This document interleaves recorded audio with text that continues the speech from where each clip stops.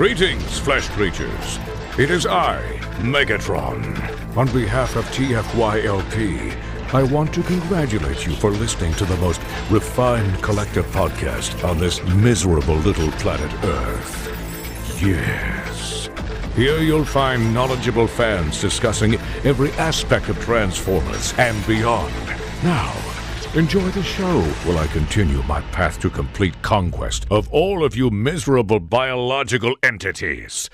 Predacons, terrorize!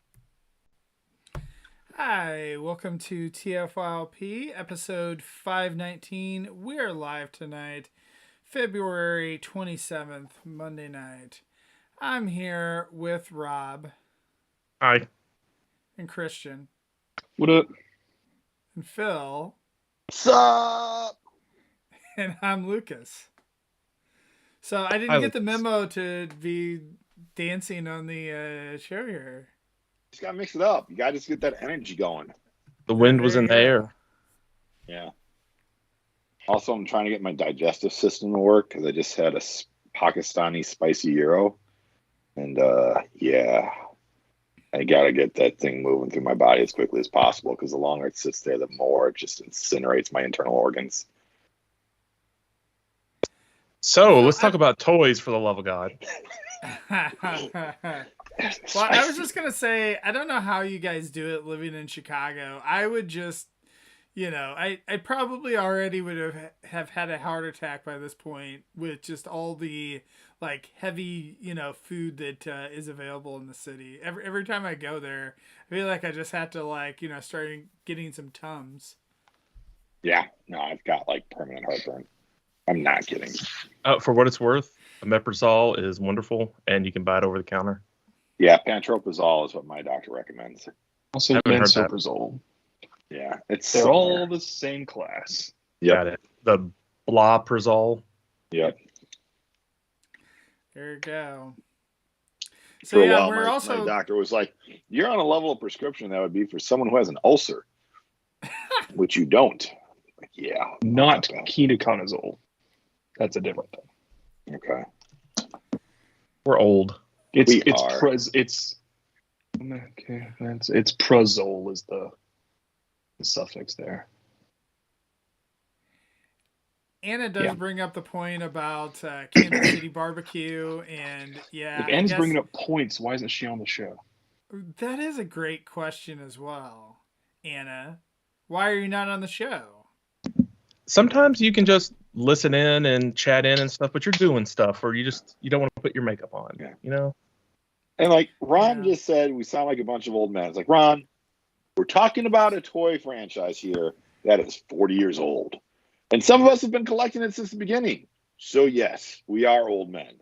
We are old men who live unhealthy lifestyles, and our body is making us pay for it now. I'll say I'm not old, but I am 31 now, so. Yes. No, you're Get not there. old. Starting down that path. Well, it's one of those things. I don't know if you guys have had this where you're, in your car driving and you turn on the classic rock station and you're like, wait a minute, like, why are they playing Green Day? Like, that's not classic rock. Yeah. I haven't. Like, oh God. I haven't listened to the radio in, I don't know, decades, but I have noticed that like sometimes when we're traveling to like in-laws or something, and we'll put on, we'll just look for rock stations or something along the way, and it's like the modern rock sound has not changed since like the 90s. Maybe a little bit in 2000s, but it's still that like alternative grunge, hard, rock post-grunge stuff. Yeah. There was a formula that got kind of set in place around like 2000. It's like Blink 182. It's been Blink 182 for 20 years. And Breaking Benjamin. Yeah, but here's the thing is there's not really new rock bands anymore. I mean, the kids these days, they might listen to the classic rock, but they, the new stuff. Thing. Half the station is the 90s grunge bands that I grew up with. And every time I see some stupid little 12-year-old with a Nirvana shirt, I want to drop kick them because I bet they couldn't name like 3 freaking Nirvana songs. They don't know what the hell they're talking about, and I'm gatekeeping as fuck. And I was gonna say, were you gatekeep? Yeah. Next, you're gonna start gatekeeping Transformers, and I don't care about that. So yeah, you can go ahead, but kids don't know nothing. Rob, I'm glad you didn't gatekeep me in 2006. There are newer rock bands, Rob. They just sound like every single other rock band from the last 15 years.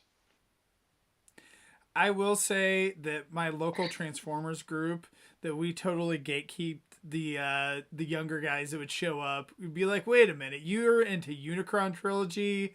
Like, that stuff is garbage. Like, why would you watch that? And then I feel bad because Rob does the same thing to Christian. So the show is crap, but the toys are good. I like the toys. There's a lot of good toys. Toys back then were huge compared to today's modern stuff. They were chonky boys. Yeah. I was attempting to do a Cybertron display, thinking that I could, use my same old Detolf techniques because I'm king of the Detolfs. And then I realized just how much huger toys were in 2005. Because, I could put with risers and creative posing, you can get 15 modern figures in there. I was trying to get the main Autobot dudes, which is eight dudes and 3 minicons. I couldn't do it. They're all huge, crammed in there. I was like, oh, geez, this is not going to be an effective display. I got to think of something else. I mean, even Armada Deluxes are like today's Voyagers almost. Yeah. Straight up, and parts counts may be lower, but they are bigger and thicker plastic. Big old chunks. Yeah. I'm Demolisher is probably the same size as Legacy Leader Blitzwing here. And what used to be Voyagers are now Leaders. Yes. Yes. But we gave them these fists, and then that's not past my money. And they're still better now, but oof. Yeah. What a difference to see side by side. Before we get into the topic, I just, because I don't have any other place to talk about this, but so you guys know I don't really buy Hasbro anymore, but I know you guys still suffer from the unveil days where they drop a wave of toys or 2 waves of toys, sometimes across multiple sites, and you guys are just your wallet's broke, right? Your credit card is just, it's tapped when that stuff happens. NECA is doing Haulathon with Target this week. And it started coming out last week. It's supposed to come out this Friday, but a lot of stores already have it. And it's obvious that it's a year's worth of Ninja Turtle product hitting it once. So my wife went to Target today, and that's how much I got. It is 9 boxes of Ninja Turtle stuff all at once. And the total bill is, after taxes and with the red card discount, $540. Just chunk. So it's been a while since I've felt that, that here's a glut of retail at once. And it's obvious they got all this stuff made, in order, and it was deprioritized and the containers just sat there. And then finally they had enough to get the whole ship or something. They're just guys, you got to give us something. And they're fine, take all your shipments, stuff that was supposed to trickle out. But yeah, that's that's the modern world we live in of toys and shipping problems. I mean, the pre-orders, they don't charge you normally for the pre-orders. And so you're going through at regular intervals, pre-ordering all this stuff. And you're like, well, I'm good. This is going to come out in, March. This is going to come out in February. I'm good. I'm good. No, it's going to hit about the same time. Not much is coming out in December. I'm good. I can buy my Christmas presents for other people, know that. And then you start getting the notifications from Hasbro, and you're just like, oh God. And all the exclusives are hitting, and all the retail is hitting, and then the wave. Oh, and by the way, there's a HasLab. Whatever. And HasLab, and all this stuff. And then you're just like, oh my God, what am I gonna do? Yeah, I mean, it's one of those things where this is why I said earlier, pre-orders kind of aren't your friend, and it's harder to gauge your budget and gauge your month-to-month spending if you're going on pre-orders, because you have no control of when that stuff is going to hit and when it's going to ship. The other thing I'm wondering, so Christian, you might have heard this with Black Series live streams. Hasbro has said, and the Hasbro teams for the Star Wars Black Series toys have said, we're trying to minimize our pre-orders, and basically, like, you're going to get this thing. It's going to show up on Pulse, like, at the same time that it's hitting retail. So you're not really pre-ordering it. You're basically just ordering it right when it's ready to ship. I haven't heard them say that, but I haven't been paying super attention. But I have noticed that has happened. It happened with many of the holiday edition Black Series figures over the holidays. Well, they explicitly said this was like a new policy they were moving towards in their most recent live stream about 2 weeks back.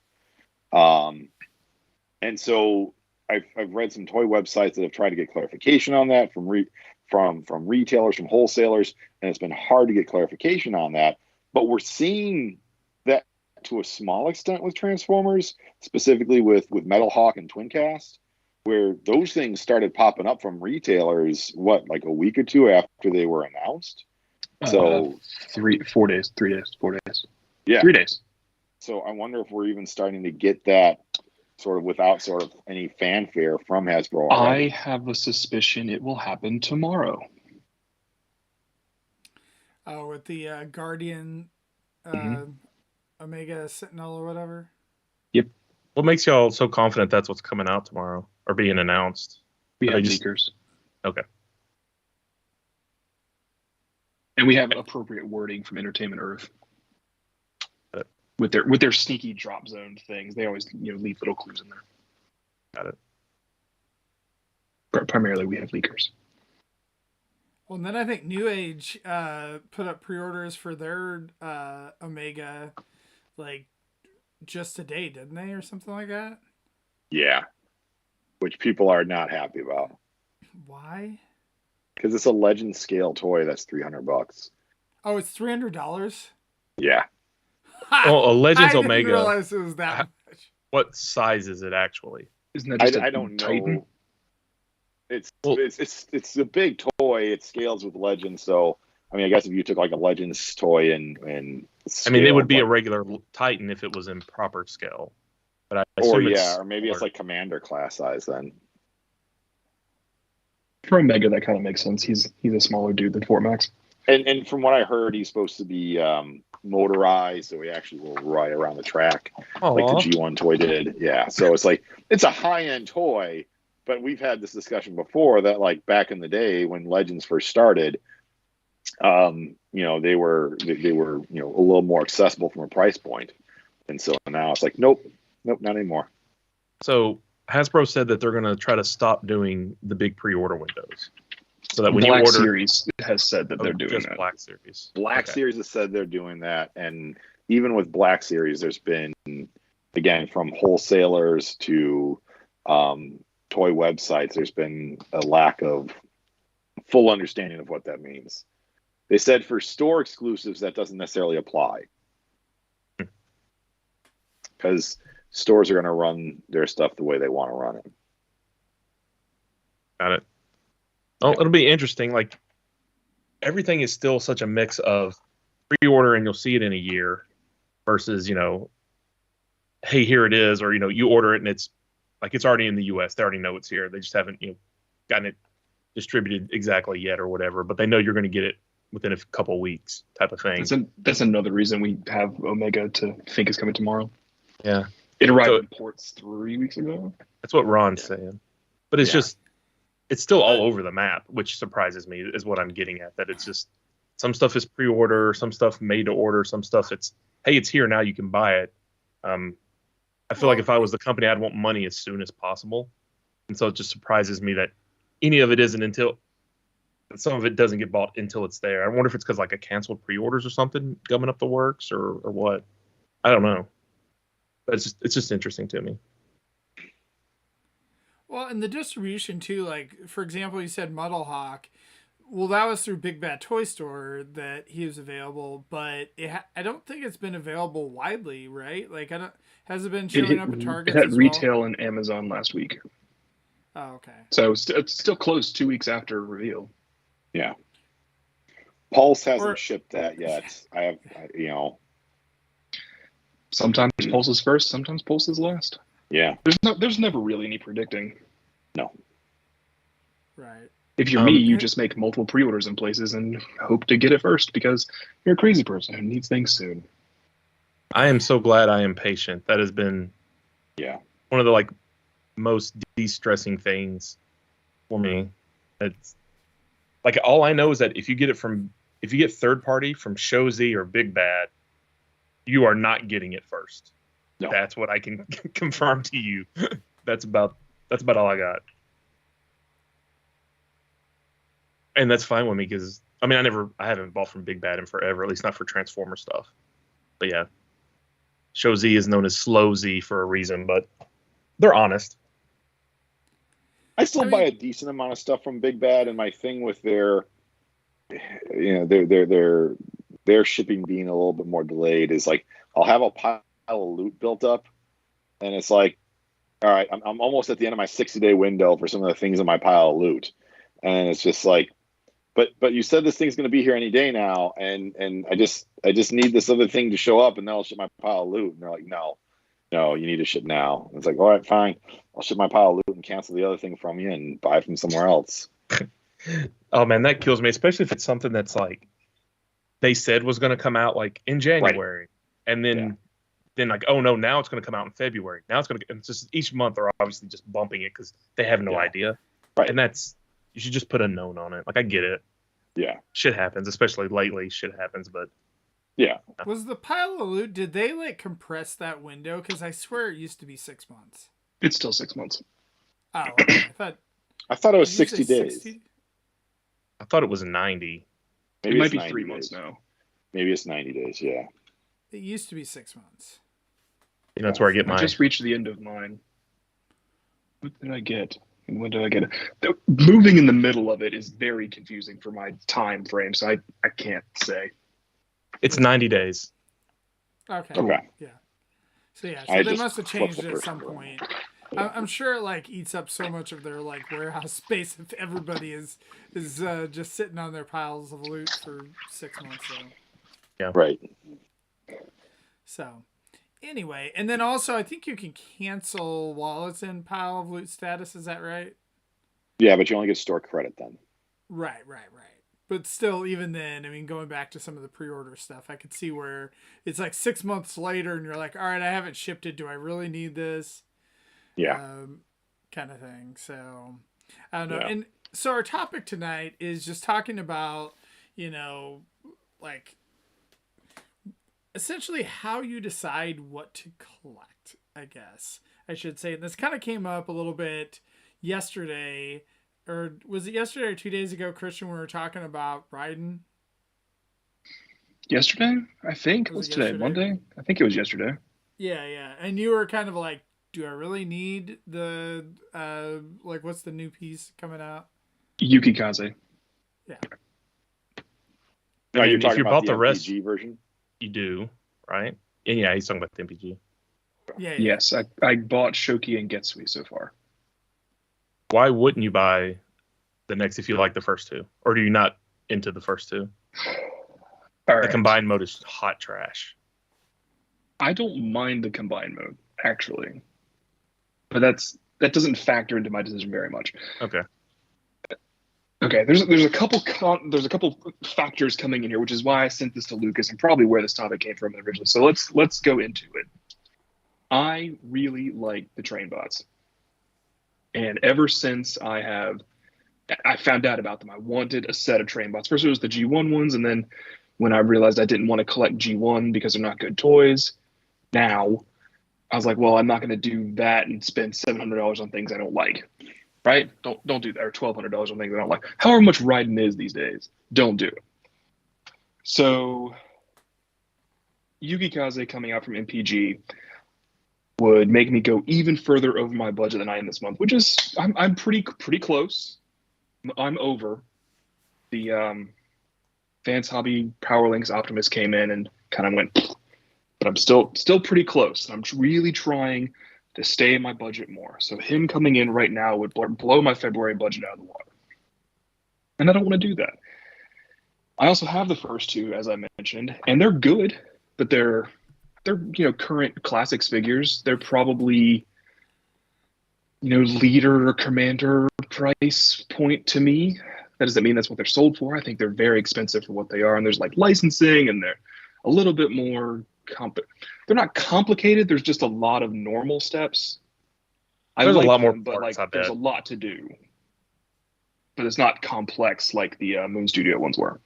So we got all this coming in, and it's like, do I need to spend $130 on this thing now when if Hasbro decided tomorrow to announce they're doing 6 leader class train bots and they will be riding and that will be it, I would immediately abandon MPG. For what it's I decided worth, to cancel all of them. I think this is Takara MPs for a long time now have been fine to get later. Yeah. And this is MPG, which, to me, that those bots, I don't think they really, they're not, they're MPG. It's a different line, right? Yeah. But they're more than classics. They're less than MP. They're in the middle. Correct. But I still think for it's going to be the same 130 thing. to 180 now a piece, there's like, come on. You got to give me a break at some point. So Lucas helped me, talk myself out of this one again, just like he helped talk me out of Masterpiece in general several years ago. We'll go over that a little bit later. But if Hasbro Pulse does their sale at the end of summer again, some of these guys are there, cool. If Big Bad does a sale and they're there, cool. Or maybe I stick to my guns and say if I don't want it at full price, then I don't want it. I don't know, but the main decision was that I didn't need it right now. Well, That's and the story of the UP thing Gas. that kind of, to me, when you were talking about it, and you're really excited about, the new Omega, Guardian, whatever coming out. Like, that's the things I wanted. That's more. number Yeah. one. Like of the list of things to spend spend your March budget on, which is coming up in 2 days, is that. And then you were like, oh well, if I don't. Like after that, I have some other things that I'm, considering as well. And so it's like, okay, if this thing is like down the list of things that, you want to spend your budget on, like that's why you have a budget. Is this something where, you really need to get right now? And I also kind of think that these bots, again, like I feel like these will be rife with the Big Bad Toy Store at some point will, put it on clearance, and maybe not. Maybe they'll put certain ones on and not this specific one. But yeah. It is a trend with me in train bots though, because I bought all the Moon Studio ones and hate them. They're currently for sale if anyone would like them. Please get them away from me. I Did hate you them ask so much. Peter if you should buy Yukikaze or not? I don't ask Peter about train bot. Actually, no. I should ask Peter. He told me not to buy the Moon Studio ones. I didn't listen. We've joked before about Peter's a huge enabler, but we're being tongue in cheek. But Peter will not suggest that you buy a toy that he knows you aren't going to like, or that if he doesn't. But if he's like, he knows that you like it and it's just a budget thing for you, he will tell you to buy it. That's the difference. Like he's looking at just, will you like this toy or not? Do you enjoy it? So. But maybe I'll ask him when I have budget room somewhere else. We get doldrums over the summer sometimes, and maybe that's when I catch up. For what it's worth, not that you should care what I think or anyone should care what I think by any means, but it makes me very happy to hear not only are you like, hey, I've already gone over my budget this month, but I'm looking ahead to March and thinking about purchases and expenses I'm going to have in March, and I want to stay under budget that month too. Like that's a big step. A lot of people put a budget out and they just go over it every month and think, that's near the end of the month. And it's just a perpetual cycle. So when you're actually starting to think ahead a little bit, I have a house now. I gotta think about that. Yeah. It changes. The bank doesn't give a shit what came out for pre-order. So okay. So I mentioned that was echoes of a decision Lucas helped me make several years ago to get out of Masterpiece. And we've told this story probably numerous times on the show by now, but the short end of that is Lucas got a FaceTime or Skype tour of my collection space, and he saw that I had all my classic stuff in my lighted displays, and they look really nice. And then he saw that I had all my Masterpiece in like an unlit Walmart shelf. And he's like, Christian, why is your nice stuff in this crappy shelf. Do you even care about it? I don't know why it was that point that made me really consider it. But no, I didn't. So I sold them all. It was nice. And I decided I wasn't doing Masterpiece anymore. And I'm not wholly against Masterpiece existing, and I may pick up one from time to time. The MPGs were that. I think if a Jazz comes out, there's a strong possibility I'll get one, or like a Rat Trap or a Depth Charge, or I'm not 100% out forever and anti-Masterpiece. It's just not where I'm going. That's where everyone should be. Like, I don't buy much Hasbro stuff, but I didn't make like, oh, I'm never going to buy Hasbro stuff. No, if I like it and I want it, I'll buy it. Like, that's how it goes. And like, budget concerns is part of that. Do I like it and want it? And does it fit? That's all part of that thing. There's not like any part of this left out, but like, just the whole buying out of obligation is really nice once you grow out of it. What is Paul talking about? He says, "Can we get on with the show?" What? We're discussing. We're literally on the dinner. show now. Yeah. I mean, we did Paul. yammer about bullshit for 20 minutes, but we were leading into it. This is the show, Paul. Take it or leave it. If you don't like it, get out. You can get out. So my Masterpiece decision was informed by Lucas, but what Lucas made me do was made me think about why I was getting that Masterpiece stuff. And that's because it was popular and trendy to do at the time. We had a couple MP cars, we had MP10 Prime. In that particular era, 36 Megatron had just come out, and Fans Toys was like in full swing, the Dinobots and Jetfire, and it was all great. And all the third-party companies were trying to make the 84 crew. And I was like, I would really like to have the nicest 84 crew I could possibly have. And so I was trying to do it and trying to make all the pieces fit, and they don't all quite look good. And the Dinobots are cool, but are they $200, $300, $400 cool? So in the end, I never finished it because I never got the reissue or the first issue of X-Transbot's Boost. And everyone was like, don't get Boost. He's terrible. It's a horrible toy. Why are you even trying to get that? And I was it's like, not great. I need a wind charger. It's like, no, I have a wind charger. It was Power of the Prime's wind charger at the time. And I have the 84 crew there assembled from the past 3 years of Trilogy stuff. They look great. I'm happy with them. Why are these guys on an unlit shelf somewhere else? So it really came down to, this isn't what I'm happy collecting. And though they may be better, they're not their price difference better than like mainline stuff. To me. It's like I wouldn't buy, what is the new Optimus? Is it 55, 52, 54, whatever? 44. 44. Yeah. Like, that Optimus is fantastic. I've handled one once, but I don't think it's like $300 of fantastic when I have like the Earthrise Prime for $50. Well, that Prime is an that's where I stand on interesting figure too, because I mean, that was a game changer. That was like one of those moments that really cut the wheat from the chaff. Like, you're either into this or you are not into this, and this toy is going to tell you if you're into it or not. So me and Paul fucking loved it. We were like, This thing is ridiculous. It has a stupid amount of play features and cool accessories, and it's just, they went all out and price came secondary. And you're either into that or you ain't into that. And if you ain't into that, that's cool. But that's like, it really just like, people are like, oh, fuck this. And other people are like, oh, hell yeah. It was very polarizing.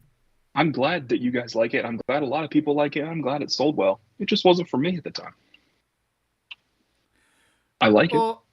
Yeah, the MP44 Prime is interesting too, because I don't think he's gotten a re-release at this point. And I mean, he's been knocked off all to hell and back, or at least the main robot has. I don't know if the whole thing has.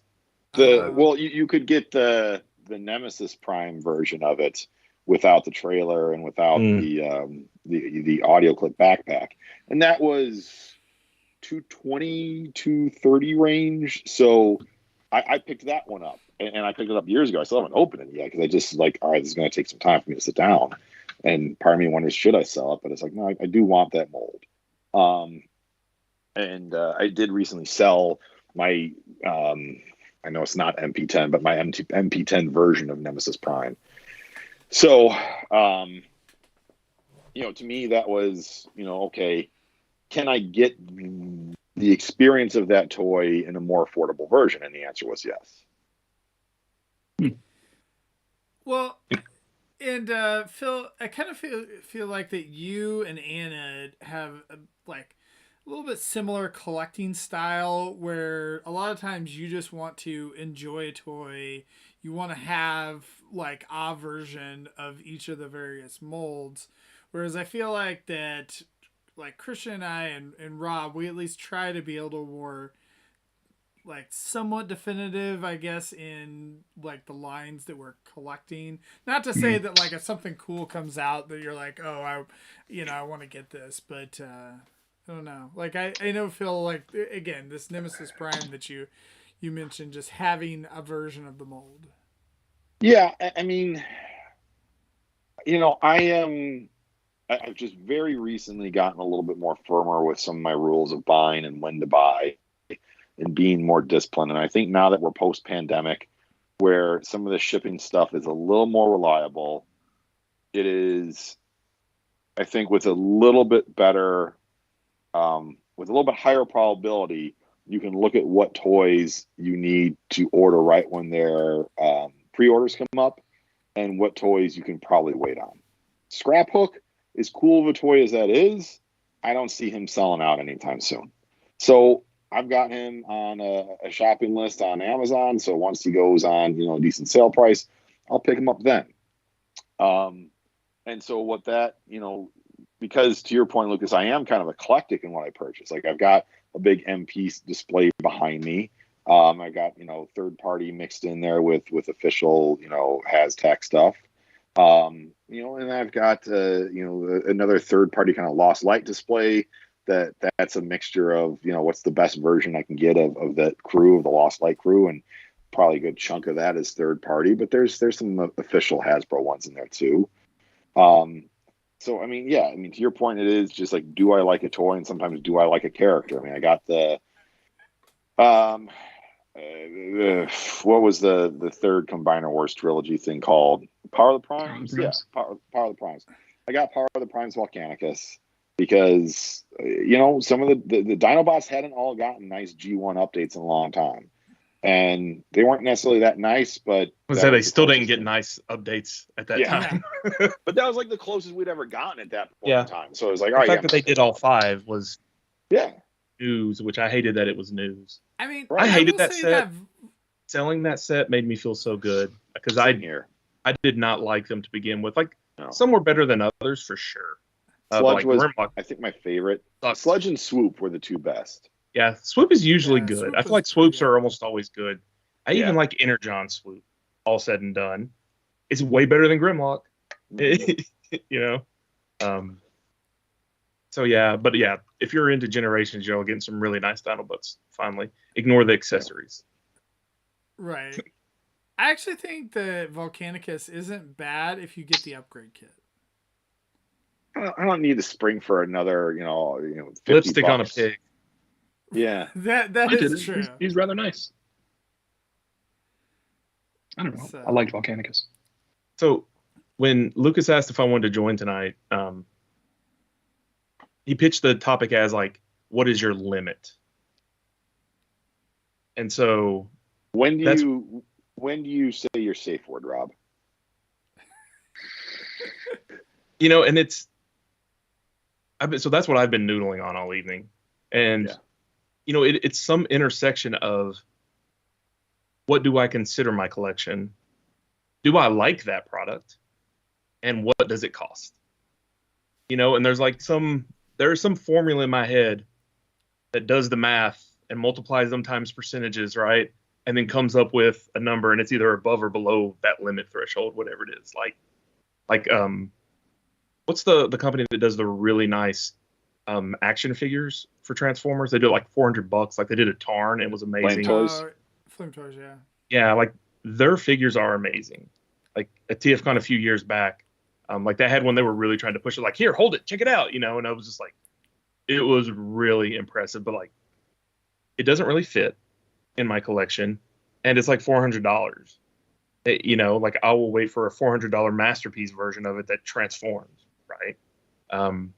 Which honestly, it will not be as nice as that toy is as an action figure because it doesn't have to transform. It could do a lot of things nice, but like there is a price point where that thing is awesome enough that it enters my collection as a one off, or maybe like a 2 or 3 off, get my favorite characters or something like that, right? Not that they did a ton of them, but like that was over my limit. That was over that math. I liked the toy. It's a character I like. It was super well done, but $400 it just didn't fit.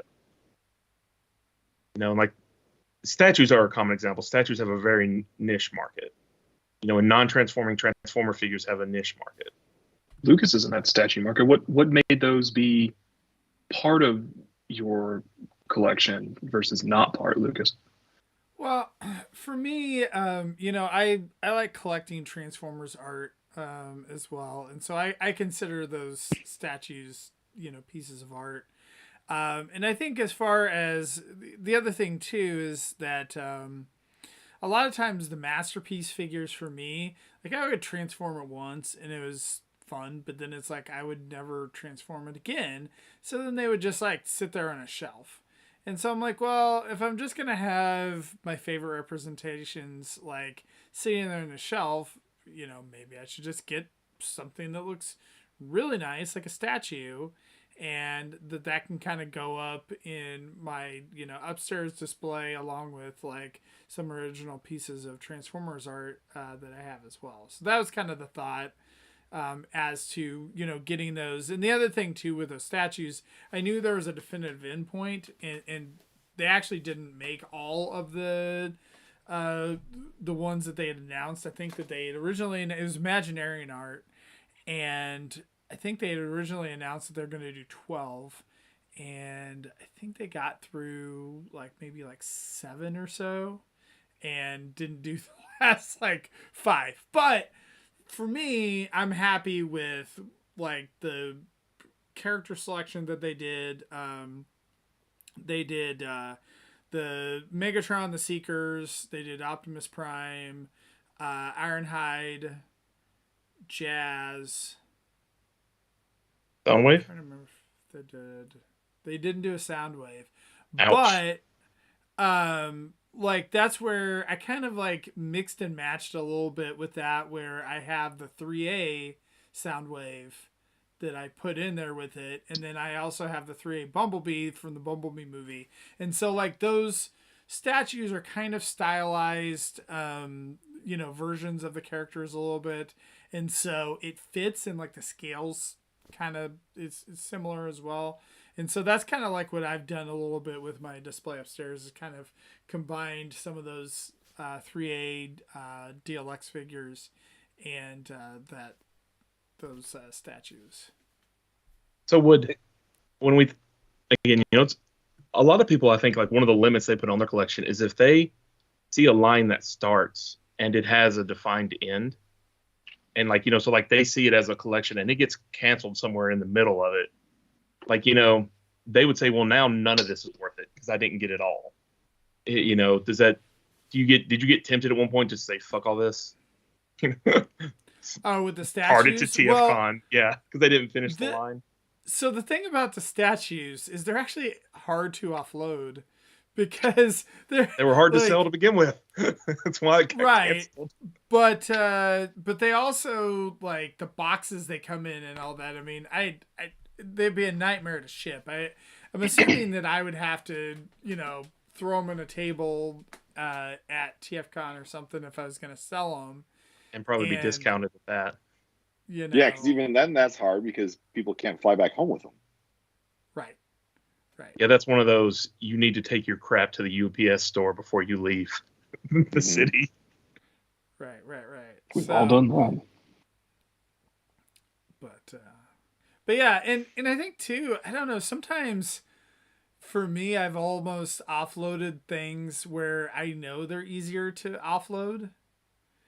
If that makes sense. I feel like mainline can, depending on the figure, is just kind of a pain in the neck to offload compared to, whatever a masterpiece figure is just incredibly easy to throw up in the groups and someone's going to want it, essentially. Or eBay or TFCon. Right. It's $8 to ship it most of the time, right? if it's still in the box and everything, you need to put it in a bigger box, then maybe it's 15 to ship it. You know, whereas shipping Unicron or shipping statues is insanely expensive comparatively. Yep. Yeah, I think one of the interesting things with our group is that we have 3 cast members that are ultra collectors, that are like internationally ranked in terms of how large and complete their collection is. And as much as they say they get everything, like they don't, you know, It's impossible. It's literally Well, it's impossible. not- And I it's not think just Peter's impossible. backed down for what it's worth. yes, to some degree. yes, it's not just impossible, but they even have their limits. And some of those crazy ultra statues that are like 3 feet tall, like they draw a line with those. You know, They don't have lucky draws. right? I And mean, it's like, maybe for some Rick has a reason- couple or something, but I Yeah. don't know. I could see Rick having a couple. I don't know if he does or not. But I don't But- think but- Paul or Nick, or sorry, Peter or Nick do. Right. I have an interesting story with Nick about that recently because I bought some pieces that he said that are outside of his view, and I didn't think there were such pieces. He I mean, when goes to links to put everything inside his view when it shouldn't be. Right. Yeah, Most- I What? know. So When you're this was buying really stuff crazy. from the dollar store, the Transformers party like paraphernalia stuff, and you're saying that's in your wheelhouse, but this actual figure or statue is not, like, all right, you've got some weird headcanon, rules here that are probably just It's definitely price related. You know, they're Yeah, like, no, that I is so get it. expensive. That is what he said Yeah. to me. And what I got was the so far 4 coin set from the New Zealand Mint of the Transformers G1 coins that they're doing. I hope they do more. They're really cool. I do that, and my dad and I both get them because he collects coins and I collect Transformers. So it's a nice intersection for us. And so I made a nice display of that and showed Nick and Peter, and they're both like, "Yeah, that doesn't really count for us because Peter said he just wasn't interested. Nick said, they're too expensive." And it's like, well, they have Transformers on them. Isn't that part of your deal? They're not impossibly expensive. It's just, If it was interesting. $20 to get the set, he'd probably buy it, right? yeah. They're Like- not cheap. They're $100 or so bucks a piece. yeah. How many are in the set? 4.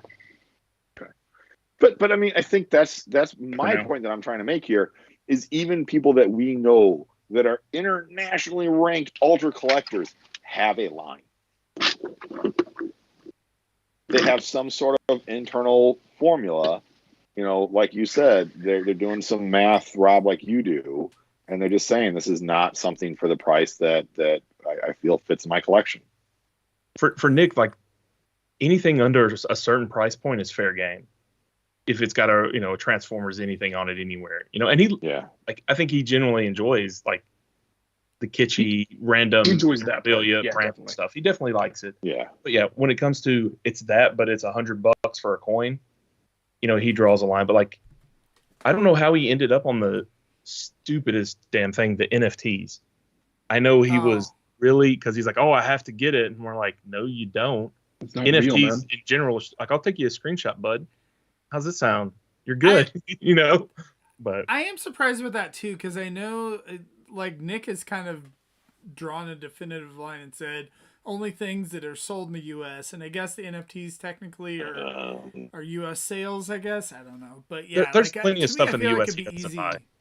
It'd be easy to me. I feel like to draw that line and say nope, like kind of thing. The one thing I will say about collecting all of that like kitschy stuff that those guys do, like all of that has a story with it, and like that's the thing I think is interesting more than collecting some of the mainline stuff. And for me, like when the mainline stuff comes out, like right now when it's dropping out, it's not really interesting, I guess, like unless you happen to get it earlier than everybody else. But it is interesting after a few years when it dries up, especially if they're exclusives and such, because that's when that people just getting into it go, oh man, I can't believe you have this, like that's so hard to come by now. So I do Yeah, like all that stuff. The kitschy stuff, like you guys are saying, the paper plates or the napkins or the Valentines or whatever. I get that stuff when I come across it because I think it's nifty. I'm not the one hunting it down forever and ever, But if I see it, yeah, it's cool. I like that we're out there doing that kind of stuff. I think it's cool. I just don't have the space. It's a limit of space to me. Otherwise, I might consider getting it. Hey, why don't you start a Legends Most- collections, Lucas? Save you a lot of space, right? Ugh, display nightmare.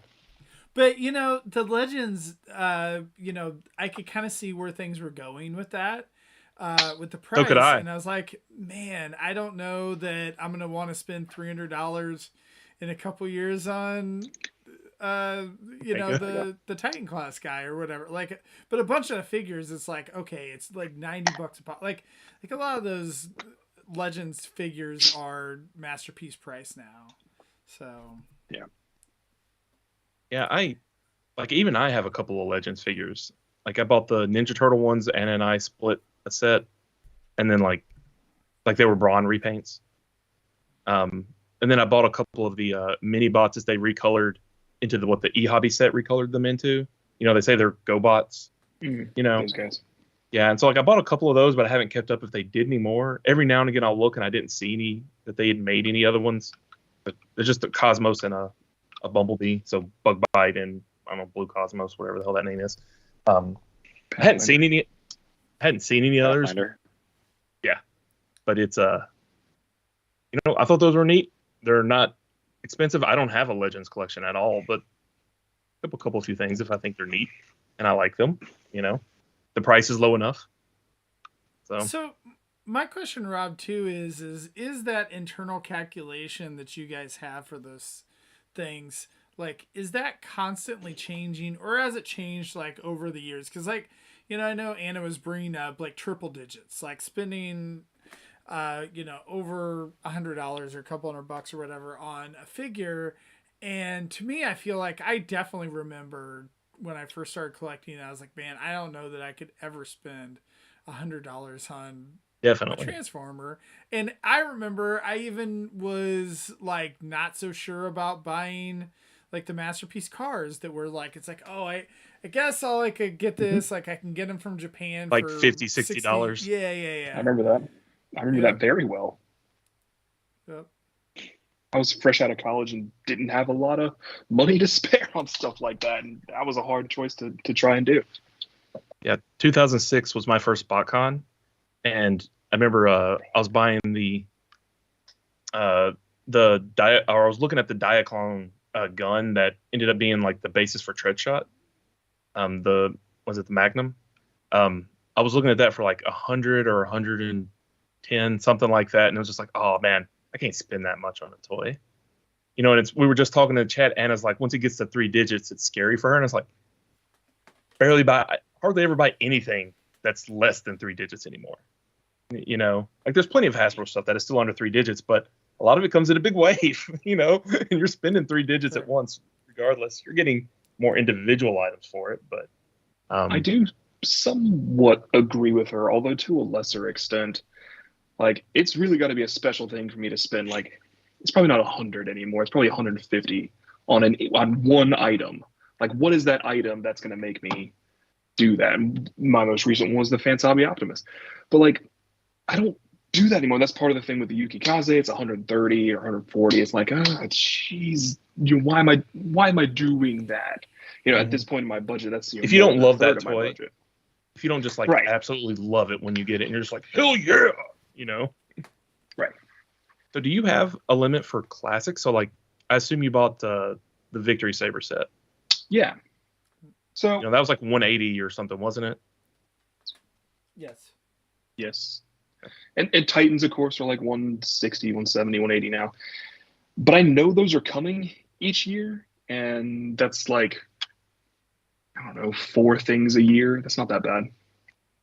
But generally, those are like kind of the exceptions because I can plan for them. So like if they did, they then fall within the continuum of my collection. Like, so what if they did a Titan every month? They are there. A Titan every month. I'd run out of space really quickly. and obviously that's not going to happen, right? No, that's hyperbolic. It's a good question. I know what you're asking. I think I would try to find a way. You wouldn't say, I'm gonna put it down to the characters I love. and instead of just getting every repaint they can think of for Triptychon, or whatever. I mean, if those repaints like existed and were characters and they did something interesting with it, I think that's probably okay, and I would try to make it fit. But if it was like, we're doing Titan Optimus Prime and Titan Bumblebee just because those are popular characters, I'd be like, well, I don't really have a need for, Titan Bumblebee because. What if it's the Ark again, but now it has a pink hat? Probably not. There was a Titan-sized Optimus Prime years ago. I don't know if you remember this. I think it was part of the Rescue Bots line, and you could put like the little smaller Rescue Bots like inside of the. It was like a big, kind of like a playset, like a. I don't know. Was it like the GoBots playset? It was like the size of some of those larger Imaginext ones, but it was pretty like shampoo bottle plastic kind of thing, But Rob, I would get a Titan Command Center. GoBots Command Center? Yeah. Oh, 100%. Yeah. I would love some like actual like just dedicated base stuff. I think we've talked before. Like that's why I ended up not getting the Ark. I think they just botched that idea to something that could have been really cool, to lean into what it is. But while I love the idea, I also I don't know how to display that. Like I'm already gonna have that trouble with some of the Ninja Turtle stuff because like sewer play sets are coming. NEC has already got one announced, and I'm pretty sure it's not gonna fit in my cabinets. And so it's like, well, what am I supposed to do? I don't know. Like I really want it. That's real nostalgic, but I don't know. Like, is it going to hit my limit? Is it going to hit my limit? Like I don't have a way to display it that's interesting. Like I had to get creative to get Unicron out, and like all my Titans are lined up around him, and some of my bigger toys that aren't Titans, but bigger toys. But like that's full. I don't know what to do. And the party wagons are coming, and I got both of those, and pretty sure if I put a glass door on those shelves, they're not going to shut with party wagons in them. Yeah. Those I still got though, but yeah, it's probably going to hit a limit. I mean, there's certain toys, Rob, to your point, that just from a footprint of where they're going to take up space in your room or in your collection, it's just really hard to do. And so, sorry for the clicking in the background here, but I'm just trying to I'm getting anal retentive about getting this guy in his mode. And one of the toys that I like, but I've never really put in display is Commander Class Skylinks, because he just has a really big, and I use this term a lot, and just let me explain it for those who don't realize it, his footprint. He just the amount of shelf space he is going to take up. What if you stand him up? If you stand him up like this, yeah, but then it's like, all right, now I just got a space shuttle, and that's kind of not what's the point? But just to have him on display. I was gonna say I've got mine back Literally there, space shuttle. but behind me, Phil, just throw him in the back and throw some figures in front of him. I hear you. So he's got enough clearance with the legs that you can fit toys underneath them. But yeah, like the play sets are harder to do, and the Ark is a toy that I do want to display in Ark mode, and he is something that you can stand up as well, but it does get tough. But Christian, let me come back to what you were talking about a few minutes ago in regards to Titans. And you said this earlier, that you are impatient with your buying. Did you see the sale that Big Bad Toy Store had on Metroplex the other day? I did. It's $100. Now I get it. Like, there is absolutely no guarantee that he is going to go down to that price, or you're going to get a toy for that price. But I think up until Scorponok, and even after Scorponok with the Ark, I've not paid full price for any of my Titans figures. I've always been able to get them for usually close to $100. And so, Fort Max, Triptychon, Metroplex. Black Zarek? Well, I didn't buy Black Zarek, so that's a little bit different. The Gen Selects Titans, I think Devastator and Scorponok are probably the only ones that didn't go on clearance, right? Yeah, and Devastator, I'm trying to remember how I got him. Like, I don't remember if I paid less a price, but it used to be like you could set your watch to it that Amazon would have a Titan on sale for Cyber Monday for like close to $100.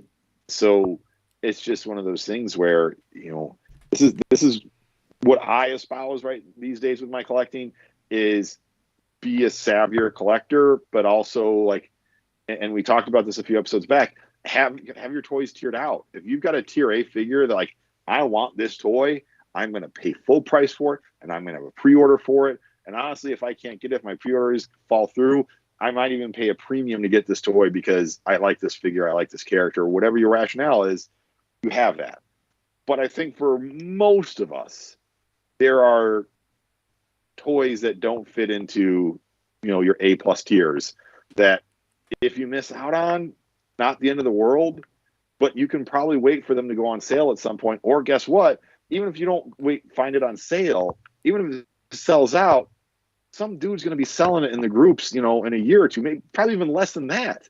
And you're going to be able to pick them up for a good price. Well, like, at that point, in the Facebook group the other day who had Earthspark, Megatron, and Bumblebee on there on sale, and it was like $20 for the two. They were open, they were loose, but it came with the two Build-A-Figure parts for whatever the bad guy's name was there, the human bad guy.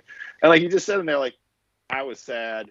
I bought these toys to make me feel less sad, and now they make me feel more sad. So I'm going to sell them $20 and they're yours. I mean, that's a fairly regular occurrence. So if you miss out on a toy, it's not specific though, and it depends on what you like to do with your free time. And I have zero interest hunting down deals anymore. Like, you know, I'm budgeted and I know what goes in my collection and what doesn't pretty well. And so I just want to plop down my money for what it costs at MSRP, and I'm content, and I don't have to think about it anymore. And that's how I like to play. That's me as well. We talked about this on the budgeting show, Phil, and you and I were opposed, and that's okay. But I am going to try your method with a lot of the live action stuff for this year. Because I think that Battle Trap looks cool. I saw a cool combo today of Battle Trap and Freezer teaming up. But, man, I don't really feel the need to have those right now. Maybe they'll go on sale later. Maybe they won't. But, you know, maybe I'll pick them up when I have more budget room or they go on sale or whatever. We'll see. I'm trying. But I feel like they're not my tier, like you're saying. Yeah. The Metroplex kind of tested my collecting tiers. The Cybertron Metroplex. The Cybertron Metroplex when he went on sale at Big Bad Toy Store, because I've been preaching this exactly kind of the same thing is like, if for me it's not worth it to get it on sale. Like, if I'm not going to wait, you know, for it. If it's a figure I really want, I'm going to get it. If it like is not a figure I really want, I don't care if it goes on sale or whatever. And that one was the one that tested me, where I'm messaging Christian again, kind of the same thing on me, is like, do I really need this? Like, did for you get $100? And I didn't get it. The reason I didn't get it is I still have Black Zarek, who I really like and want and all that, but he's still in the box. I still have Grand Max in the box, right? Because those Titan figures are so dang big, it's just so hard to display them. And I've kind of reached this too, like same thing with the Arc, where it's like, where the heck do I put this thing at? Like, I already have the G1 representations of the Titans covered that I want. Like, do I need these other, whatever the heck they come out with next? For what it's worth, if you decide to get rid of your Grand Max, let me know before you just toss it on eBay. No. I'm not going to get rid of them. Like, and I know. Well, if you change your mind one day, hit me up. Let me know. I have no idea what it goes for anymore, but just let me know. Like the new Grand Max, not the original one, just not a G1 Grand Max. Oh, I know. Okay. You're talking about the Titan. Make sure. Yeah, the I Titan get it. Clash. Yeah. So, well, because I know obviously that's a Grail figure somewhat too. That Grand Max, to actually get an original, version of that toy with all the accessories is incredibly hard to do. It's probably going to come in box if it happens, and it's probably going to be $1,800 to $2,200, something like that. If you get it loose without the box and like maybe it's got like the main parts with it. You know, maybe it's missing some smaller things. You might can find something that can display reasonably well for like 1,200, something like that. That's kind of like the It's entry better than level. I thought, really. Mhm. I like, in case you didn't notice, I am keen on what the prices are for Grand Max G1. There are 4 figures from G1 that are over my limit currently. Grand Max is one of them. If I was going to buy something, that would be the next one. And I have it in the budget because it's been rolling over because Masterpiece collectors save a lot of money. I'm just telling you guys. I spend a lot less. Right. But Grand Max, Battle Gaia, Guard City, and Dino King. All those 4, they're originally, I'm like, those are expensive repaints, and especially Guard City and Battle Gaia, like they barely exist in the fiction to begin with, I right? can't believe Unite Warriors didn't do those. Right?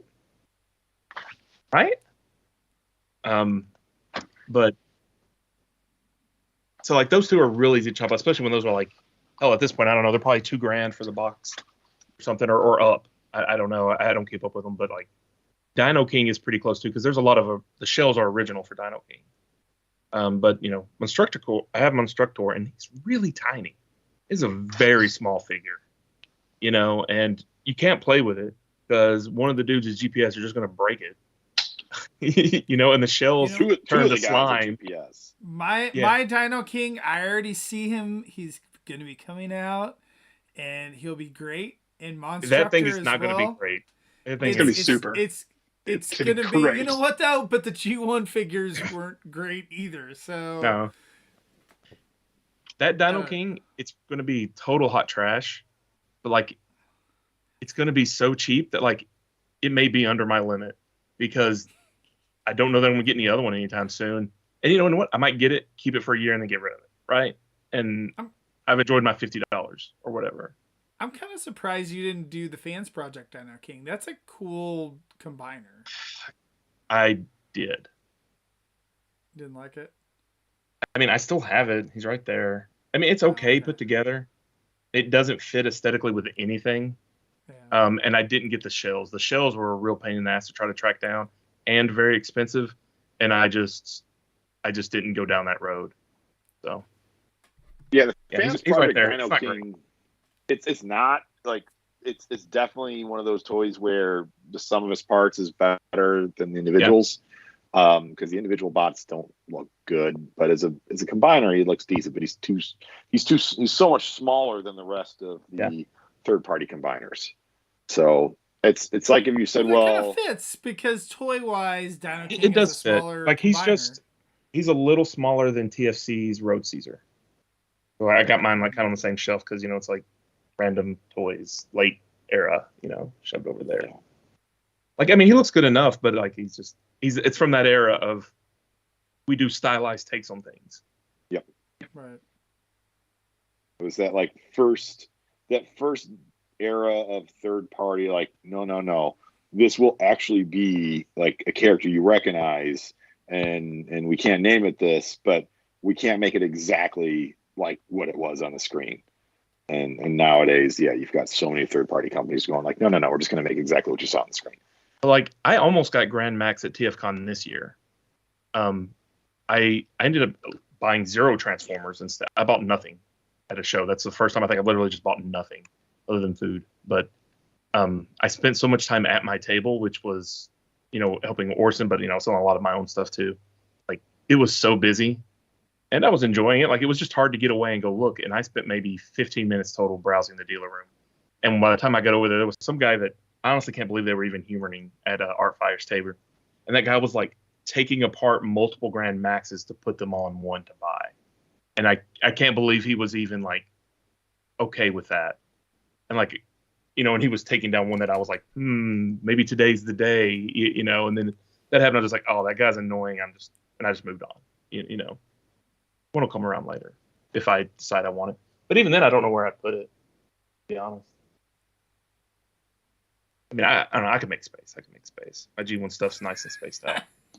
I'm saying I could make it work, but like I would have to like shuffle some stuff.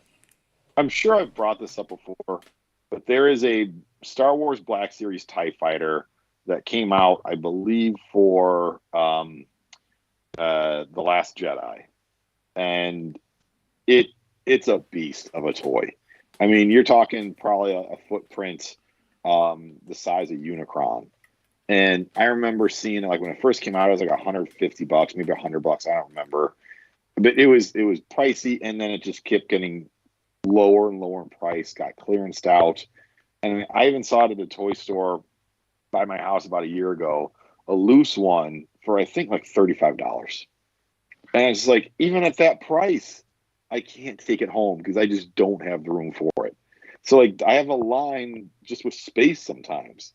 Yeah. And, yeah. I feel like that you can hang it from the ceiling. Like, because I know Rick, I think, was doing that with some of his Star Wars stuff. I've got a, my basement is where I keep my toys, and it's a fairly low ceiling. It would just look bad. And what I'll say about that is 9 times out of 10, people who hang toys from the ceiling, it looks like garbage. I agree. Like, I love the idea. I just think it just always looks doofy. Unless you have like a big flat area and you are making a battle scene and, and it's all very action oriented, then it could look cool. But nobody does that. I'll just have shelves. So. Yeah, you got to. Even I haven't figured out yet. I'm always trying to learn new display techniques. The closest I've gotten is hanging the Masterpiece cassette birds from a Detolf shelf above Soundwave. And that looked pretty cool. Yeah. Because I was able to suspend them so they weren't just flat. I was able to spin them so they're like this, or like diving, or, and it's doing interesting stuff like that. It's fun to think, like, my limits are different depending on the line. So, like, G1, the big repaints that are 4 figures, they're over the limit. Although Dino King and Grand Max, if just the wind hit the right way at a show someday, that could happen. And I got Grand Max finally because that's a unique mold. That was the last, like, I have no version of this, but like Great Shot and like Double Clouder and Ranger, those are all like, well, Great Shot's a little more, but for the most part, like more minorish repaints of G1 stuff.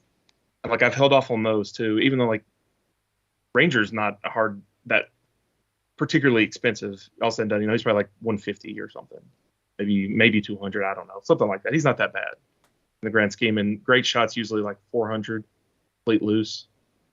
Some of that are $400, $450 if you get one that's not yellowed. But it's just like, it's just they're not exciting. So it's over my limit somehow. It doesn't meet that math. They're not in the show enough to look different enough to matter. Like, what is your numerical limit, Christian, for your classics?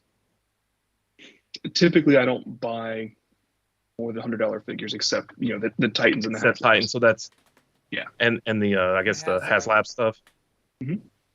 So if they came out with another HasLab that was $400, as long as it wasn't something completely stupid, you'd probably buy it. Still in, yeah. I feel like Unicron, I got Unicron was the limit tester, right? It was hard to.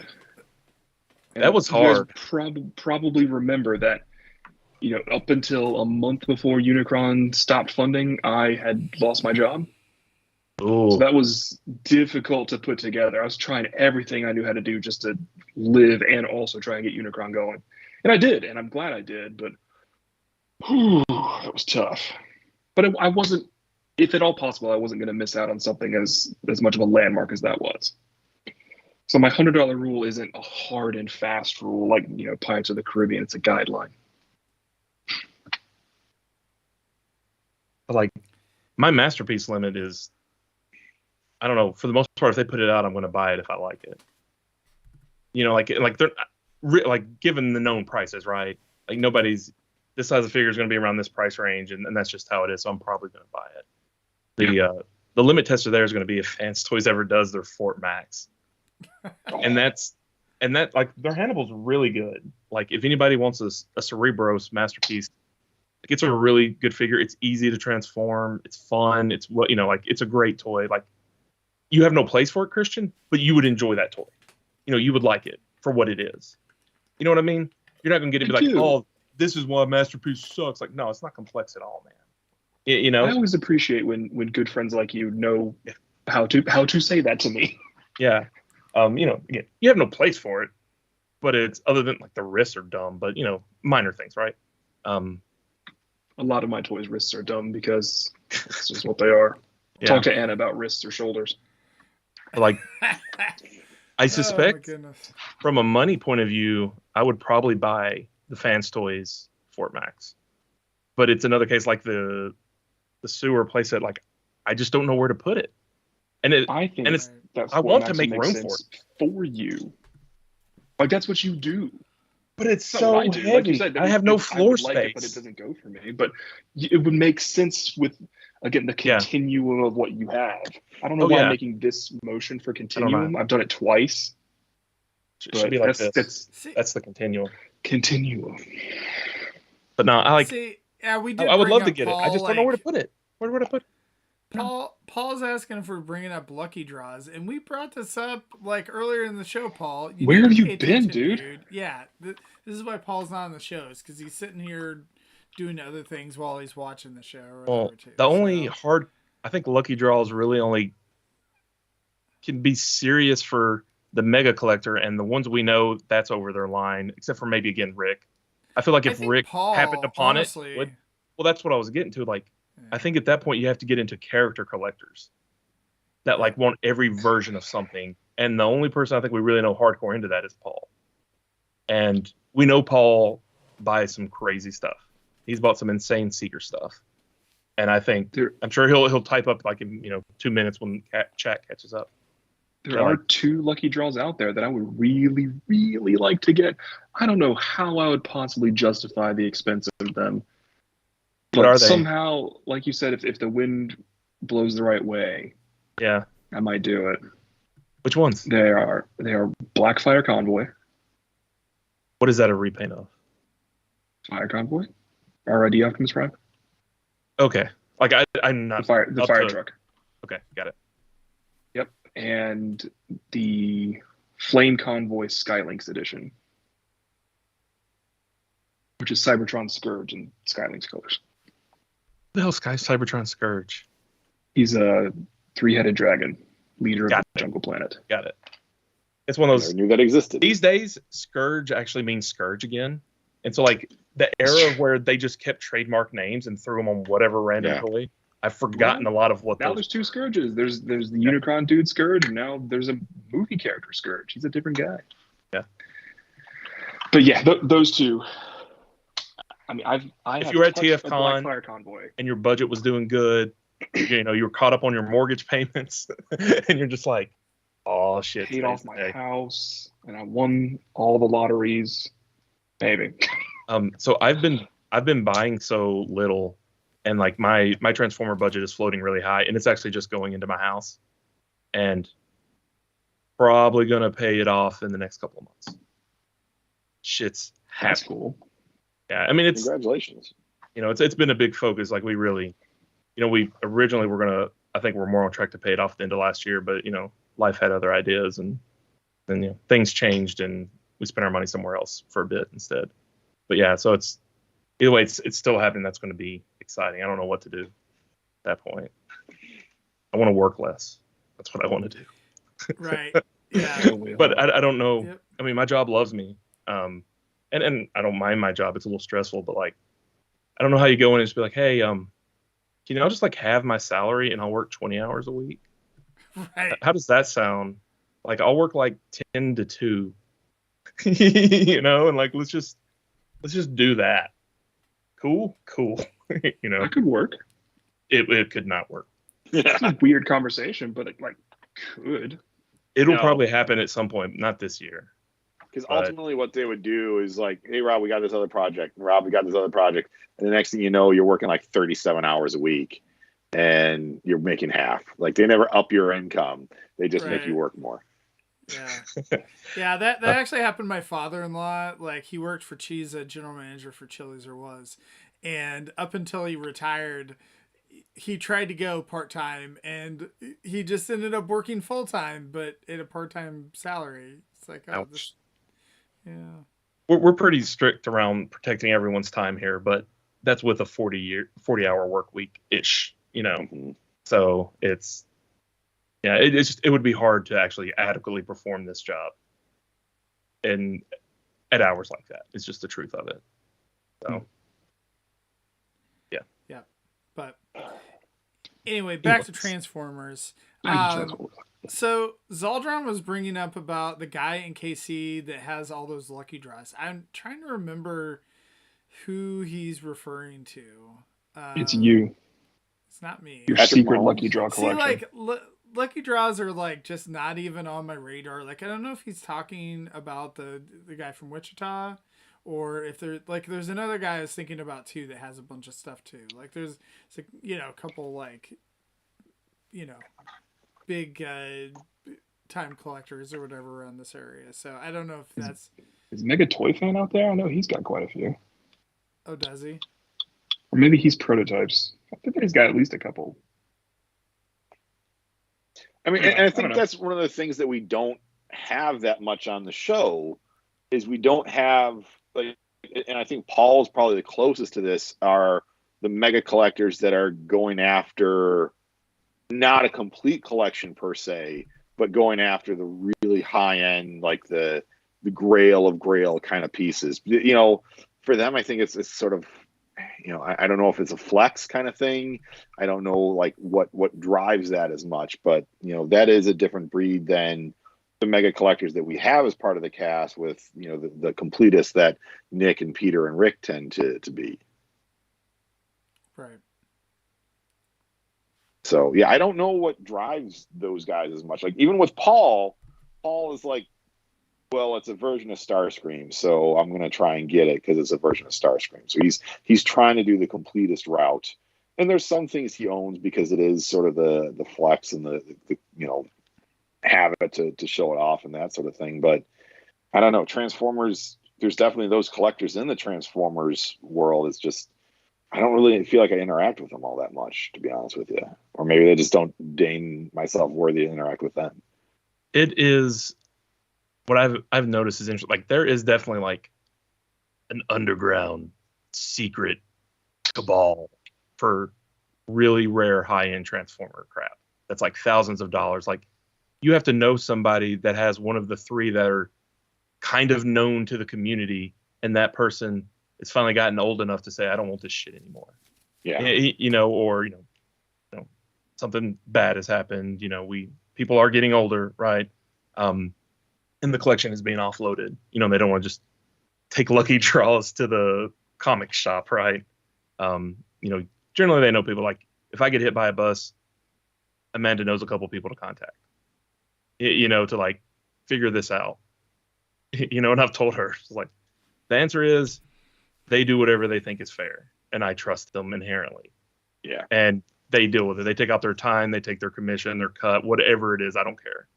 Just tell them to handle it. Trust them. They'll give you a check either at the end or as it gets sold. They'll give you checks or whatever. Just trust them, and it's fine. But yeah, like that's the only way you get that stuff. Like you have to know somebody who knows somebody to get you into the Facebook group, so you can start smoozing the community there and kind of get to know them and interact with them, so that when it comes up, they message you, hey, I'm selling this. Yeah. It's not, they don't list it on eBay. I mean, obviously some people do, right? But lots of times that's just like getting a feeler out there for what the market is on some of this stuff, because it doesn't have a value. You can't value something that there's three of. It's who all can you get interested in it today, and what do they want to pay you, and that's going to tell you the price. Value is always when you get someone to pay for it. Yeah. But when it gets really limited, I know where a Blackfire Convoy is. There you go. I know where it is right now. Is it for sale? It is not. And some stuff, people you'll ask about that have it, and they'll be like, everything's for sale. But it's like they still really like it. So the number is going to have to be more than they paid for it by a notable amount type of thing. I truly can't see myself at any point in my life where I would want to drop, probably $2,500 on that figure. Because at the end of the day, it's a toy. It just is. And that's where I can't cross that bridge.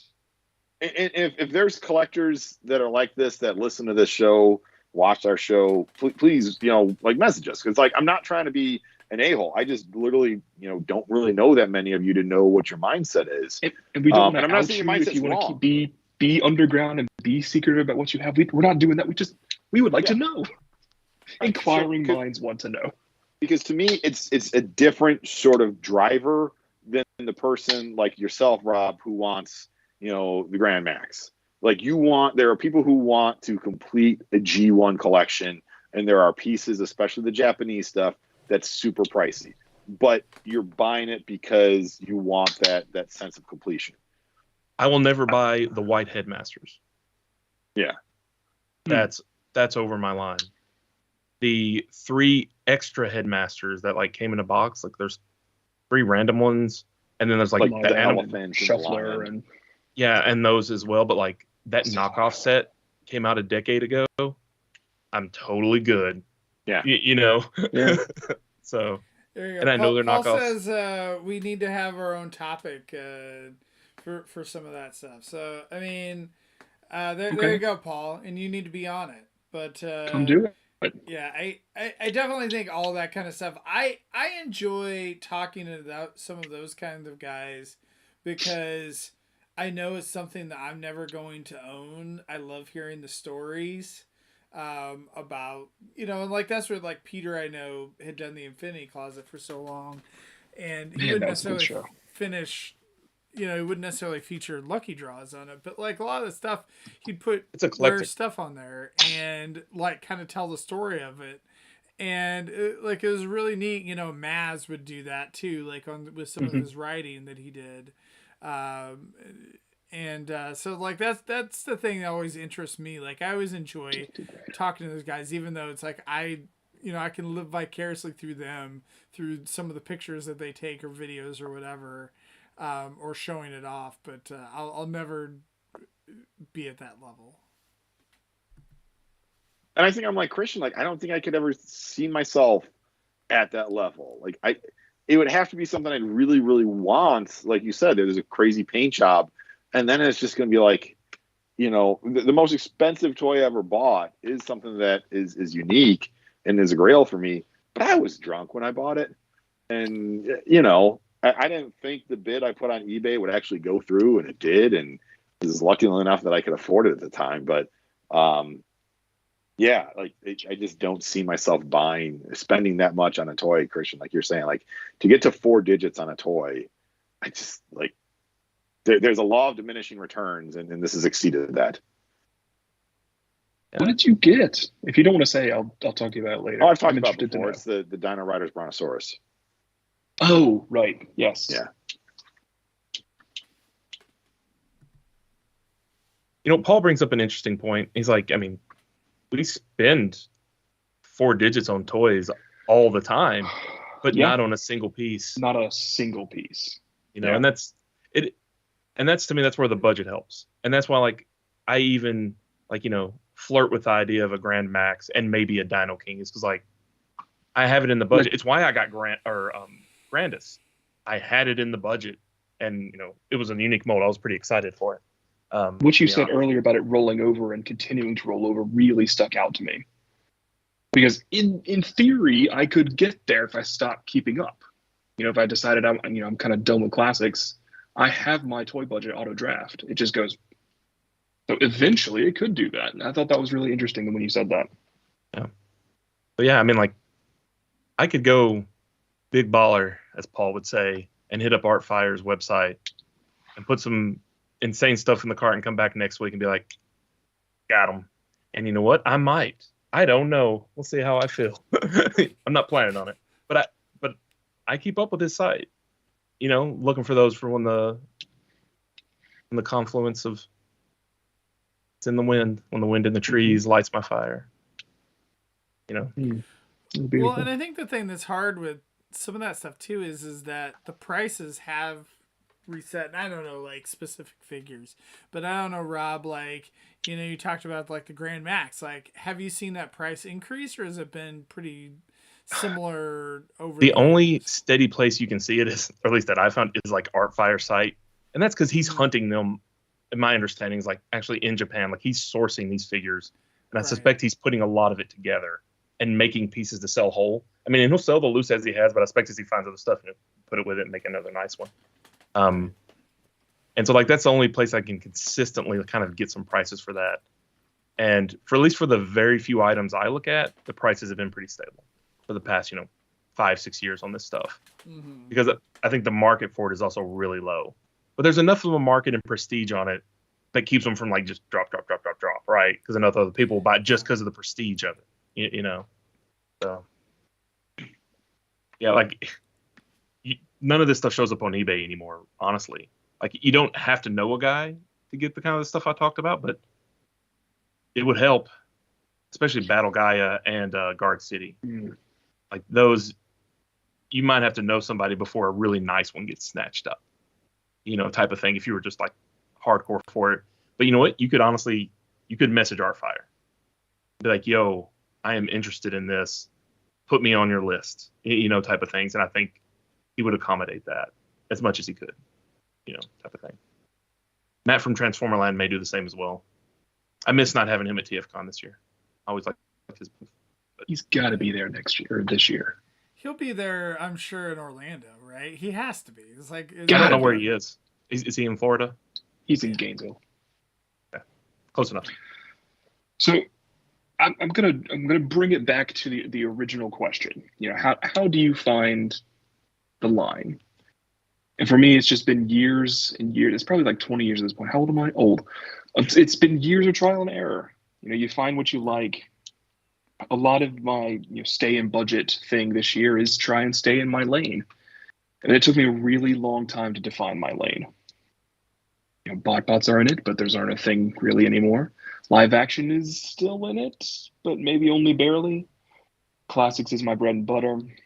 Anything outside of that, I don't really like doing one-offs anymore. I know what I do, and I do it well, and that's where I am.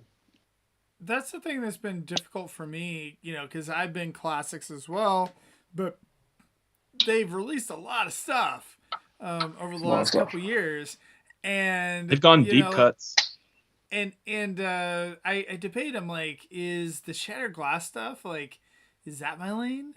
Is some of the Unicron trilogy stuff is that my lane? I don't really have that much nostalgia for either one of those.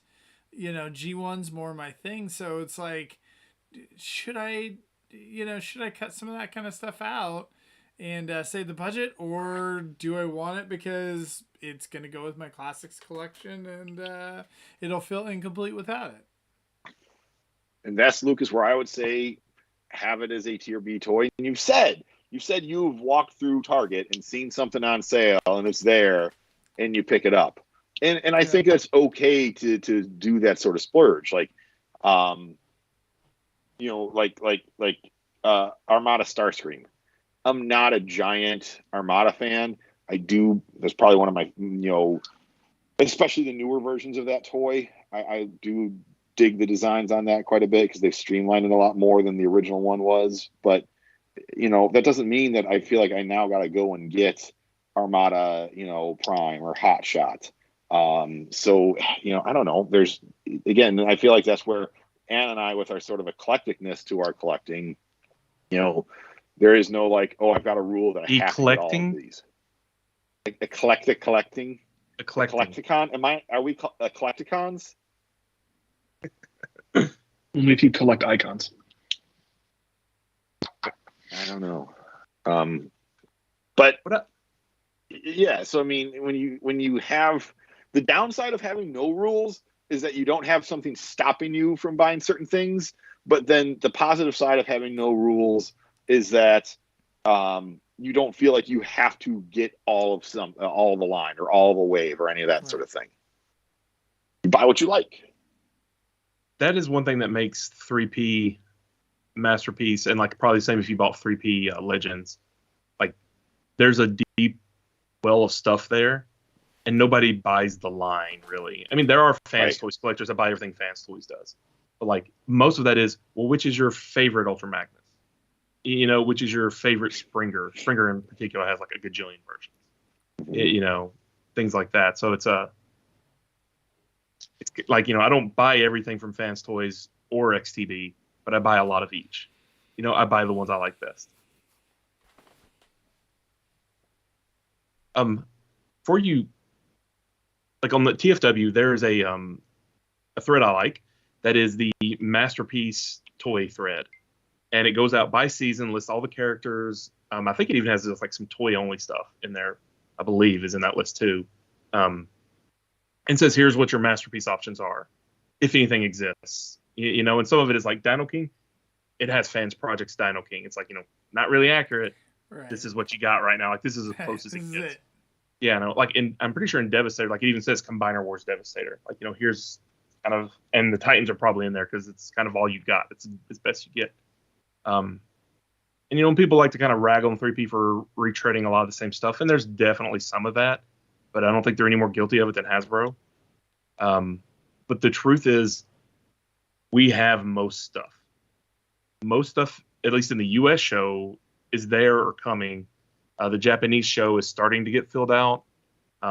If you like Fans Hobby stuff, it's a lot more filled out, but their stuff is pretty not too inaccurate to anything. But it's representations. Like, where are y'all going with the collection stuff? Like, is there a fiction line that it hits where you don't care anymore? Or is there a nostalgia line that you don't care anymore? At least, especially for the G1 stuff, because like they've hit most of it. They've hit a lot of it multiple times. Now, because look at Legacy, they're just kind of making up new stuff now, which I'm not saying that's bad or anything. But is there a point where you're like, that's just random character, I don't care anymore, you made him up, like G1 Bulkhead or whatever it is, right? Like that's not my Bulkhead. Or is it? It's funny you bring this up, Rob, because and I probably have like another full show on that at some point. But I was talking to Christian about this, and I think I shocked you yesterday, Christian, when I said that is I kind of said, I was like, you know what, like I think I have like most everything that I want. Like if something happened and Hasbro said, you know what, we're going insolvent, like no more Transformers, like I think I'd be okay. Like there's a handful of characters, and I think that what they're putting out in the line now, like with the redos of the Insecticons, the Dinobots, like the mini bots, like some of those kind of ones, like where it's like I really would love to check some of those boxes, but for the most part, I kind of feel like I'm pretty close. Like I feel like I can see that inline a lot closer than what I thought, even a couple years ago. To me, it was tight. Like if we look back, they've always done some deep cuts here and there. I like to point out Straxus. Like, why the hell did Straxus happen? I'm glad it did, but that was, so deep cuts aren't new. But to me, it really felt like Titan's return was when deep, at least for the time, deep cut toys started getting their own figures. Because they went all in on the Headmasters. And before that, they kind of ignored Headmasters, or if they made them, they weren't Headmasters, type of thing. They kind of started owning G1 a little better. And, and that's evolved since then, because that was a long time ago, too, at this point. But, like, there's still some stuff out there. I'm looking at my G1 shelves. But if you write off Micromasters, because they sure did, and Pretenders, because they will homage Pretenders, but they're never going to make Pretenders in what I consider a Pretender, right? Like I'll probably buy everything that is bludgeon colored because I like bludgeon, but but it's hashtag not my bludgeon, right? We'll never get a shell again, but like you cut that out, you cut out Action Masters, they might throw an homage to something here or there, but like there's not a lot left. It hasn't at least been tickled. Yeah, I mean, got some of the Power Masters, especially the Autobot Power Masters haven't been hit as hard. Yeah. They're starting to dive into the G2 well a little bit more. So dabbling in Unicron trilogy. Yeah. Well, I mean, if you want to stick with just sort of what is, G1/G2 kind of thing, because I don't know, G2 pre-Beast Wars, let's say pre-Beast Wars. yeah, you're right. I mean, you have to cut out a couple segments, but they've done good versions. But I mean, to me, I look at something like the most recent Cosmos and the most recent Menasor. Like, we had a pretty good Cosmos a few years ago.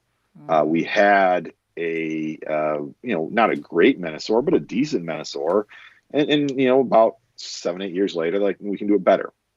Can they do a better Cosmos or a better Menasor than what we just got on the main line? Probably, but again, you're going to be looking at laws of diminishing returns. I feel like, Rob, to what you're talking about, where I start to get disappointed about that is this toy right here, and what this toy not only is, but what it represents.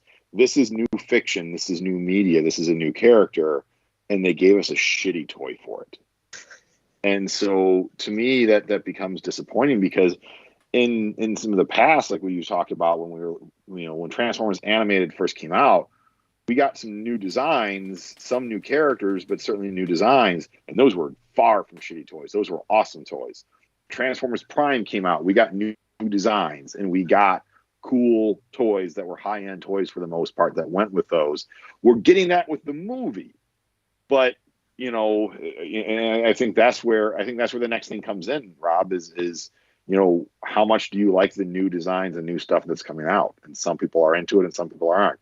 I tend to gravitate towards the new designs that are more from the cartoons than they are from the live action stuff, but the Bumblebee designs I like a lot. So yeah, it's going to be, they're going to have to come out with something new. They can go back to the G1 only so many times before he's like, all right, I don't think I need another Dinobot toy. Like, I don't think I need another Grimlock or Slag or Sludge. If you're conditioned to buying stuff when it comes out, you'll probably still buy it and sell the old one. And or at least throw it on the box intending to sell it and just let it sit there. But either way. Yeah, and I might do that. I mean, I'm not saying the Sludge is 100% perfect. I mean, obviously, he's got the chunky feet down here, but I think it's going to be a long time before this gets surpassed in a mainline caliber toy. So, for my part, I'm doing my best to break that cycle, Rob. So, I don't want another Optimus. I don't need another Classics B. Prowl, I'm probably good on.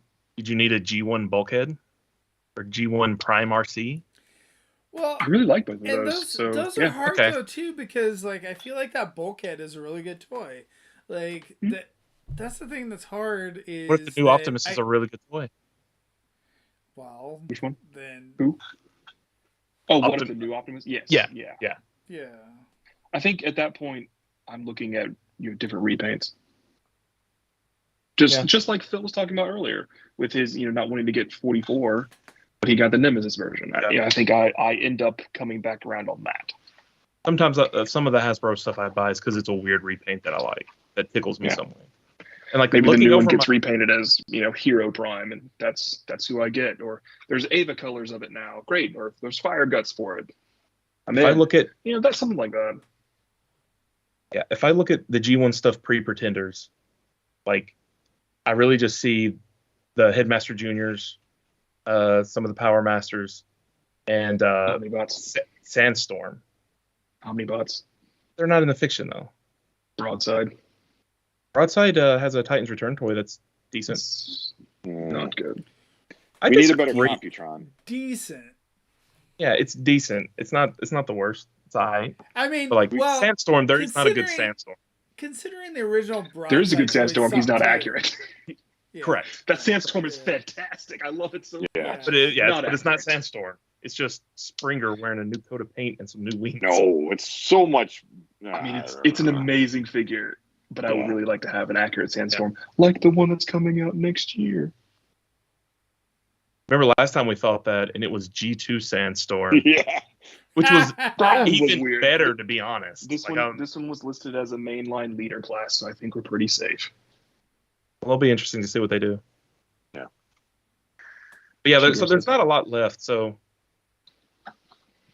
it'll be they're either going to have to, just keep redoing that. There's lots of little stuff they could do. They could start doing more random Pretender homages that aren't Pretenders. But you got to start Or- going into like the new stuff they're making up. I think they'll continue to Or do other stuff, but or they just release new Optimus Primes and Bumblebees every single year in perpetuity. well, Yeah, if but you're this a new is collector getting in, you still need that base, like that top 5-10 need to be available to everyone, Oh, just absolutely. in some degree. But But we're- I do also somewhat agree with that. you can get a bunch of really great versions of a G1-ish Optimus Prime at this point, for over the past 10, 15 years. You can go to eBay and get the old ones, Or a Bumblebee. Yep. Yeah. Oh, yeah. Or but Starscream or whatever. yeah. So let's you not have no talk limit about on core character 10, Sorry, but let's what? talk about. Let I me go don't. back to.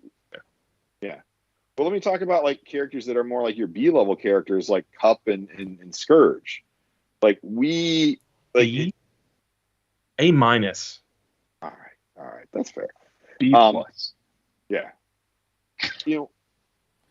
It like we got a Cup in the Chug line, and okay, it was the best Cup toy that we had gotten at that point. The head looked right. It was a truck. The colors were right.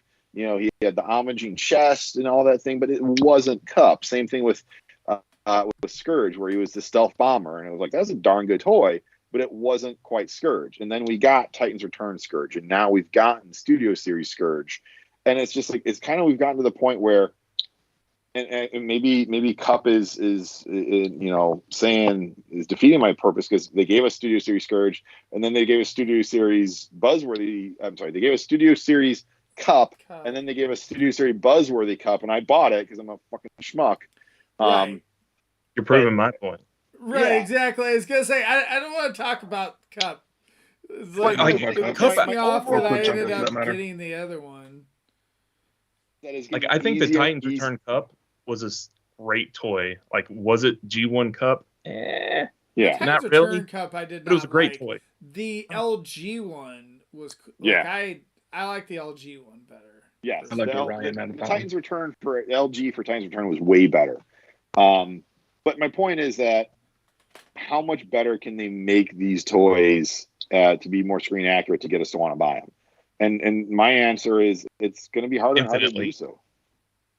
Infinitely. And that's Peter's whole take that subtle improvements. I've thought that enough about Masterpiece stuff that I thought I'll never need to get another Masterpiece Starscream. This one is great.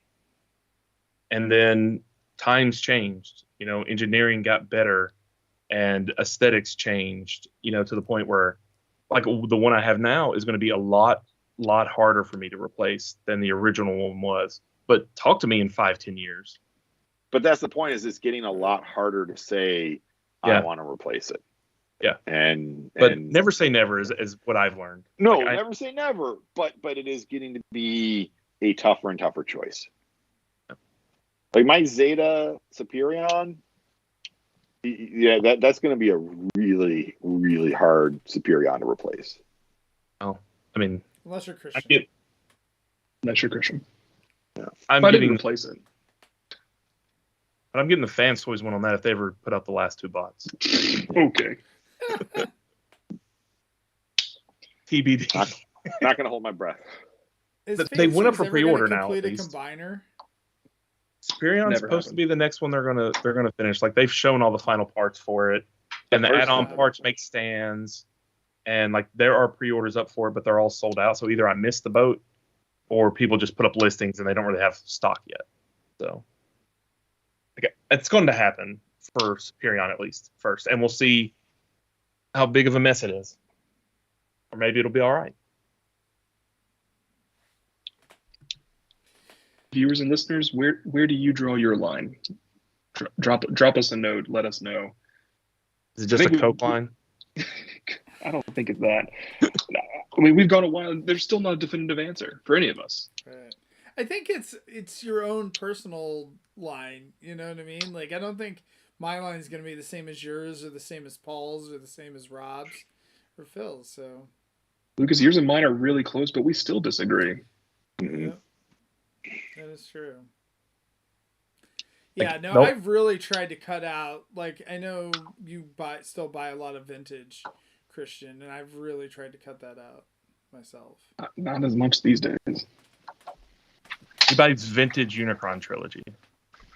I will eventually complete Cybertron. Your He's definition. just gonna like raid Surge's attic. I think I already did that. I took Okay. all the stuff I needed from him. And from Rob. And a little bit from Lucas, I think. If ever I put up any more Unicron trilogy stuff, I'll just snap a picture and send to Christian and make sure he has it all. I And he really does. appreciate when you do that. Yeah, like I'm pretty sure you do at this point, but I keep it in mind. If We're getting my there. one shelf left, I need that space for fucking NECA Party Wagon or something. Yeah, for US Cybertron, like Cybertron releases, not the repaints later, which 2 calendar pocket repaints. I'm like 8 figures away. Those last 8 will take you a while. They It's will, like the yes. last. It's like the last G1 stuff I listed. I know I don't have them, but How I'm not many of trying them to. have I never owned? I think the answer is 3. Regards. Never.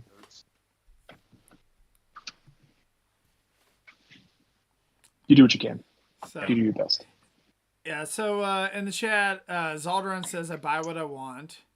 And Good. Ron But you says he's slowly moving away from mainline and focusing on Masterpiece, third-party Masterpiece, but Hasbro repaints suck him in. It's They do a lot of wacky repaints. Yep. it definitely is lonely being the main Masterpiece collector guy. But Peter collects the Masterpiece and third party too. But even us, like we'll buy different representations of the thing at times, because we are different people and have our own tastes. But it's fun to chat back and forth about it. Right. I don't know where his line is on that stuff. I think he usually scraps one of a representation. But Peter's like just struggles to open it these days. Yeah. Yeah, and he's really behind on that. Yeah. I other than this NECA stuff that literally got dropped in today, like all my stuff is opened. I've been doing better. I think Peter should quit his job just to focus on opening his toys. I don't think he could have the toys anymore. He'd have to focus on selling them. Right. So, all right. Well, thank you guys for joining me today. It's been a fun discussion. And thank you to everyone in the chat that's been in there. So we've got several different people. I got Zeldron and Ron, of course. We got Dave earlier. Anna, of course, was in there for the first part. Paul has been, trying to give us tips the whole time. He probably should have just been on the show. Catherine was in there earlier too. So Half our watchers are cast members. Just can't Yeah. dedicate for 2 hours. Right. Exactly. Okay, I'm glad we have friends. And then I was gonna also mention book club this week. Again, that is Sunday nights at 9:30 Eastern, 8:30 Central. They're doing the story of Super Robot Life Forms, the Transformers chapters 1 through 5. Enter Gilthor. I want to. Oh, Anna says she listened to the whole show, so there you go. All right. Well, thanks, guys, and we will see you next week. Bye, everybody.